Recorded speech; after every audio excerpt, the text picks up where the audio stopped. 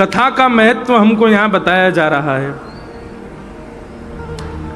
क्यों सुनी जाती है भागवत की कथा, क्या अभिप्राय कथा सुनने का, आप सब लोग जानते हैं अभिप्राय, परंतु हम एक बात बहुत स्पष्ट कर दें पहले ही दिन।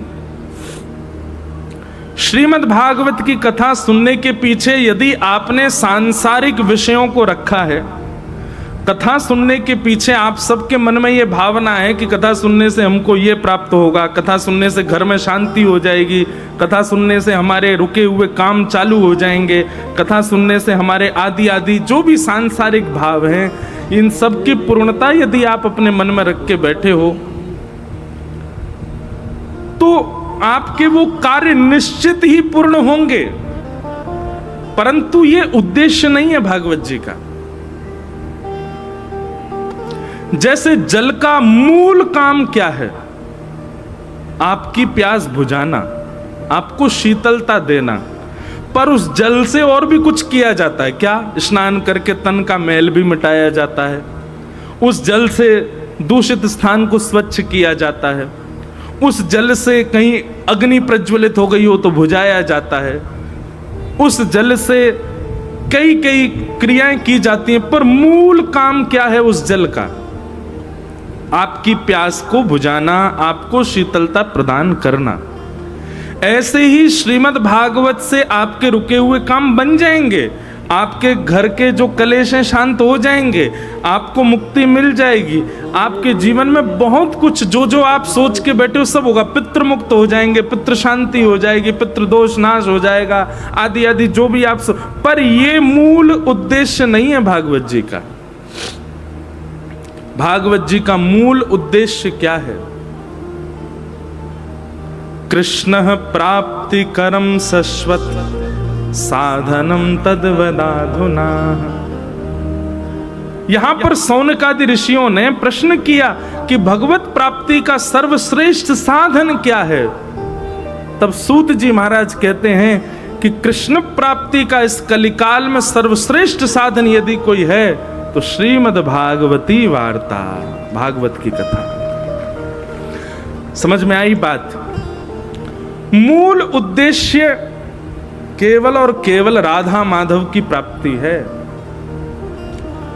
कथा का आश्रय आपने अन्य अन्य साधनों के लिए क्या निश्चित पूर्ण होंगे, पर कथा का आपने आश्रय केवल कृष्ण प्राप्ति के लिए किया तो आप 7 वर्ष 7 दिन, बहुत दूर की बात है, 7 मिनट में आपको अपने चित्त में ही श्री ठाकुर जी का अनुभव होने लग जाएगा। ऐसे श्रीमद् भागवत की अनुकंपा है। भागवत जी क्षण भर में ठाकुर जी का अनुभव करा देते हैं। हम तो अपनी कथा में कहते हैं भागवत जी नहीं होती तो मीराबाई भी हमको प्राप्त नहीं होती, गोस्वामी सूरदास जी, गोस्वामी तुलसीदास जी, ये आदि आदि जितने भी हमारे रसिक जन हैं, इन सबको हमको प्रदान करने वाली श्रीमद् भागवत की कथा है। मतलब उन सबके चित्त में जब कृष्ण भक्ति प्रकट हुई तभी तो वो हमको सूरदास के रूप में मिले, तभी तो मीराबाई के रूप में मिली। और उन सबके चित्त में भक्ति प्रकट की किसने? भागवत की कथा ने। इसलिए भैया भागवत से आप और कोई उद्देश्य रखो चाहे मत रखो, पर हमारी कही मानो तो भागवत जी से केवल एक ही उद्देश्य रखो, हमें श्री कृष्ण प्राप्त हो। श्री कृष्ण प्राप्त होने का मतलब आप क्या समझते हैं? वंशी बजाते त्रिभंग लली ठाकुर जी चलते भाई आके आपके बगल में बैठ जाएंगे? नहीं। सदैव याद रखना, कृष्ण प्राप्ति का मतलब प्रत्यक्ष कृष्ण नहीं है। कृष्ण प्राप्ति का मतलब कृष्ण अनुभूतियां हैं, फिर अनुभव होता है। आप चलते हुए मार्ग में भी किसी आकृति को देखोगे तो वो आकृति भी कृष्ण जैसी दिखेगी। आप किसी व्यक्ति विशेष को भी देखोगे तो उस व्यक्ति में भी आपको कृष्ण स्वरूप दिखेगा। आप जहां जाओगे यत्र तत्र सर्वत्र जित देखूं उदित श्याममयी है, ये है कृष्ण प्राप्ति। मीरा चरित्र कभी सुनिएगा। मीराबाई को ठाकुर जी मिल नहीं गए, पर मीराबाई को अनुभव होता था, अनुभूतियां होती थीं। तमाल वृक्ष को देखती तो दूर से देख करके घूंघट कर लेती मीराबाई। क्यों? कोई पूछता ये घूंघट क्यों किया? बोले श्याम सुंदर खड़े हैं सामने। अब दूसरे को तो वो वृक्ष दिख रहा है, पर मीराबाई को साक्षात श्री कृष्ण दिख रहे हैं। कृष्ण प्राप्ति का मतलब प्रत्यक्ष ठाकुर जी आपके सामने खड़े हो नहीं, अनुभव होगा। अनुभूति के रूप में श्री कृष्ण मिलेंगे। अनुभूति, और ऐसी अनुभूतियां कथा सुनने के बाद में होने लगेंगी आपको। फिर बादल की आकृति में भी लगेगा कि ये तो वंशी है। हवाई जहाज में उड़ोगे, खिड़की से झांकोगे तो बादल लगेंगे ये तो मोर पंख है। यमुना जी में जाकर के देखोगे तो यमुना जी की आकृति में दिखेगा कि श्याम सुंदर हैं। सूर्य ढलने पर आकाश में दिखने वाली जो ओजस्वी तेजें हैं उनमें भी ऐसा लगेगा श्याम सुंदर हैं। किसी वृक्ष को देखोगे, किसी मानव को देखोगे, किसी पर्वत श्रृंखला को देखोगे तो वहां पर भी आपको आकृतियां दिखने लगेंगी। ऐसी प्रथम अनुभूतियां होती हैं जब कृष्ण प्राप्त होते हैं। कृष्ण मिलेंगे तो सबसे पहले अनुभूतियां प्रारंभ होंगी। कृष्ण मिलने वाले होंगे तो दूसरा लक्षण ये होगा कि किसी में दोष नहीं दिखेगा, सब गुणयुक्त, सब भले ही बहुत गुणयुक्त नहीं, पर हां जिसको भी देखोगे उसको देख के ये जरूर लगेगा ये मुझसे ज्यादा तो गुणवान ही है, मैं इसके सामने कुछ नहीं। कृष्ण नहीं मिले तो ये अनुभूति रहती है कि मैं सर्वगुण संपन्न, पर कृष्ण मिल जाते हैं तो लगता है सब सर्वगुण संपन्न, मुझ में ही गुण की अभी कमी है। ऐसी अनुभूतियां जब चित्त में उत्पन्न होती हैं तब समझा जाता है कि आपने कथा सुनी है। कथा सुनने के बाद में वृंदावन से प्रेम हो जाना, कथा सुनने के बाद में वृंदावन जाने का बहुत मन करना, कथा सुनने के बाद में राधा रमण, राधा वल्लभ, वृंदावन बिहारी लाल की बहुत इच्छा दर्शन की होना, ये सबके साथ हो जाता है। पर कुछ लक्षण हैं जो जालंधर में रहते हुए आपको होने लग जाएंगे, वो प्रमाणित करते हैं कि आप कथा के श्रोता हो।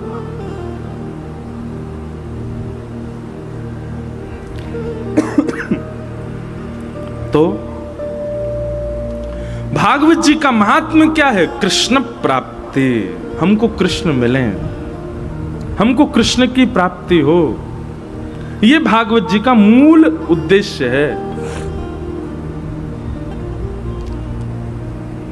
सच्चिदानंद रूपाय, भगवान के 3 रूप हैं, सत्य, चैतन्य और आनंद। 3 रूप। आप कहोगे महाराज जी जो 24 रूप हैं फिर वो क्या है, दशावतार हैं वो क्या हैं? इन सब के बारे में तो फिर सब दुनिया बोलती है, आप कह रहे हो 3 रूप। ध्यान से सुनना, हर प्राणी के अनेक रूप होते हैं, स्थिति के अनुसार रूप बदलता है हर व्यक्ति। बहुत ध्यान से सुनिए सब लोग, इधर देखो। जैसे अभी मेरा रूप क्या है कि मैं एक व्यास हूं, ये मेरा रूप है। पर यही मैं अपने परिवार में चला जाऊं तो परिवार में मैं व्यास बन के नहीं बैठ सकता। अपनी माता जी के सामने, पिताजी के सामने वहां मैं व्यास नहीं हूं, अपनी बहनों के सामने वहां मैं व्यास नहीं हूं, अपने मित्र के सामने मैं व्यास नहीं हूं।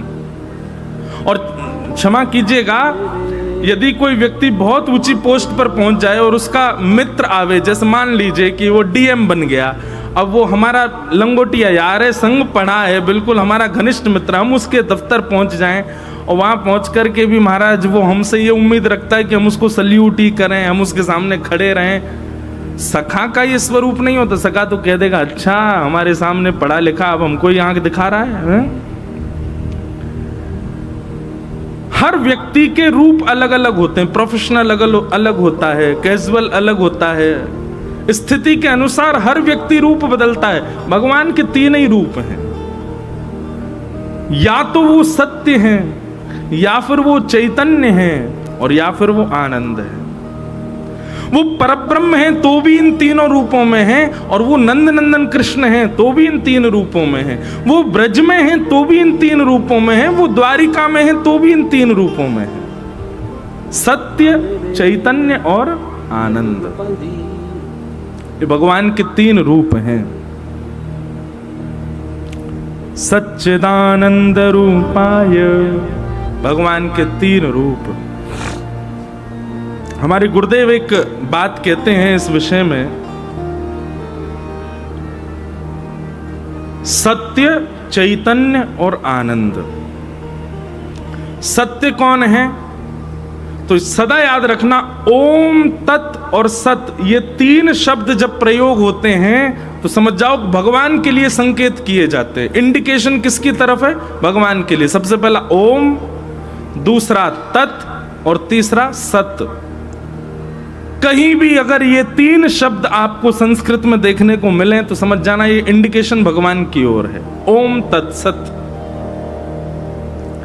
तो सत का मतलब परमात्मा। वही परमात्मा को जब आप चैतन्य मानने लगते हो, चैतन्य का मतलब क्या होता है? चैतन्य का मतलब जो जड़ नहीं है वही चैतन्य है। जैसे मैं जड़ नहीं हूं, मैं चैतन्य हूं। महाराज जी जड़ नहीं है, चैतन्य है। आप सब जड़ नहीं हो, चैतन्य हो। पर ये माइक क्या है? ये जड़ है। ये जो बांस लगे हैं ये सब क्या है? ये जड़ हैं। ये लाइट क्या है? ये जड़ है, ये चैतन्य नहीं है।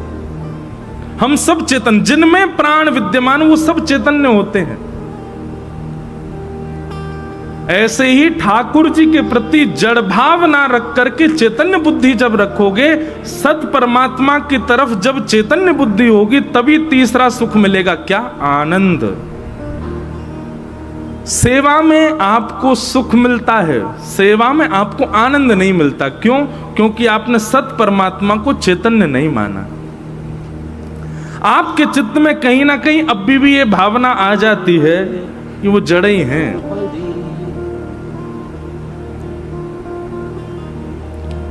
उनके प्रति जड़ बुद्धि आ जाती है। जड़ बुद्धि मतलब धातु बुद्धि। ये तो मार्बल के हैं, ये तो अष्ट धातु के हैं, ये तो इतने के हैं, ये तो उतने के हैं। अभी कोई आते हैं सब लोग मिलने वृंदावन में, तो अभी भी किसी ने मुझसे पूछा, बोले महाराज जी हम गोपाल जी की सेवा ले जाए। मैं ले जाओ। बोले तो फिर उसका मोल देने में हमको बहुत कष्ट होता है चित्त में। जब ठाकुर जी हमारे हैं तो फिर उनको मोल दे के क्यों खरीद रहे हैं हम? मैंने कहा मैया उसको मोल मत समझो। तो क्या समझें? मैंने कहा ऐसा समझो, हमारे ठाकुर जी इतने दिनाते कोई और के घर में बैठे, अब हम वाके यहाँ से ठाकुर जी को ले जा रहे हैं और वाकू ले जावे की खुशी में बधाई दे के जा रहे हैं। और मोल नहीं दे रहे हैं, बधाई दे जा रहे हैं। भावना क्या रखो? बधाई दे के जा रहे हैं। कितने अब वहां तो देखो मोल भाव, दुकानदार तो बोलता ही है इतने के हैं, इतने के हैं, इतने के हैं। अगर आपके चित्त में वास्तव में ठाकुर जी के प्रति चैतन्य भाव होगा ना, अब मैं इसका बढ़ावा नहीं दे रहा कि बहुत महंगे लगावे आदि। मेरे को तो बहुत कष्ट हो कि अगर कोई ये कह दे भाई इतने महंगे थोड़ी गोपाल जी, इतने महंगे तो नहीं है, थोड़े कम करो। गोपाल जी सोचते होंगे अच्छा तो को अभी भी महंगो लग रहा हूं मैं। अरे अपनी पूरी संपत्ति लुटा देगो तो भी मुझे खरीदना है पावेगो, और तू यहाँ यूं सोच रहा है कि मैं इतना महंगो। हमारी बुद्धि तो भैया ये कहती है कि सामने वाला व्यक्ति जितनो मोल बता दे वहां से ज्यादा दे करके लेके आओ, और बधाई के रूप में दे के आओ, मोल के रूप में नहीं। और उनको भी यही कहो। हम तो ब्रज में भी जो हमारे सब ठाकुर जी को स्वरूप बना में, हम तो उनसे भी प्रार्थना करेंगे कि आज के बाद कोई भी आपकी दुकान पे आवे सो वाकू ये बताना ही नहीं है कि ये ठाकुर जी इतने के हैं, ये ठाकुर जी इतने के हैं, बल्कि ऐसा कहो जाए इन ठाकुर जी की बधाई न्योछावर इतनी है, इन ठाकुर जी की बधाई न्योछावर इतनी है, इन ठाकुर जी की बधाई न्योछावर। अब तो सुनो, बधाई न्योछावर दुकानदार बोलेगा तो सामने वाले को भी मन नहीं होगा कम करवाऊं। भाई बधाई है तो जितनी बोले उतनी दे देते हैं। पर जहां से आपके हृदय के ठाकुर जी आए वहां भी कुछ दे करके आओ। भैया ब्रजवासीन को चकाचक प्रसन्न रखे करो तो आपके ठाकुर जी अपने आप प्रसन्न रहेंगे। और ठाकुर जी को तो बढ़िया माल छनाए रहे हो, ठाकुर जी को तो बढ़िया आनंद कराए रहे हो, ब्रजवासीन को आनंद नहीं है तो फिर लाला ही दुखी है जाएगा। ठाकुर जी ने क्यों करी माखन चोरी ब्रज में?